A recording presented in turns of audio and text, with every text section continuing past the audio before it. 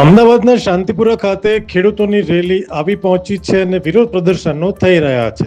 કોંગ્રેસની આગેવાનીમાં મોટી સંખ્યામાં ખેડૂતો આજે ભેગા થયા છે.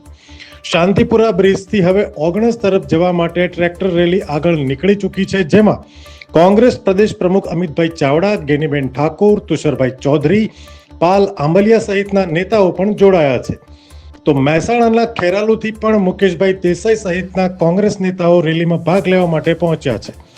ઓગણજમાં સભા થવાની છે અને પોલીસે ગાંધીનગરમાં પ્રવેશ કરવા માટે મંજૂરી ન આપી હોવાનું પણ સામે આવી રહ્યું છે. સાથે જ ગેનીબેન ઠાકોરે ચીમકી આપી છે કે સરકાર માંગણીઓ નહીં સ્વીકારે તો નેપાળવાળી કરતા પણ વાર કરવામાં નહીં આવે. હાલ અમદાવાદની અંદર ખેડૂતોના આગમનના કારણે પોલીસના દાડે દાડા ઉતરી પડ્યા છે.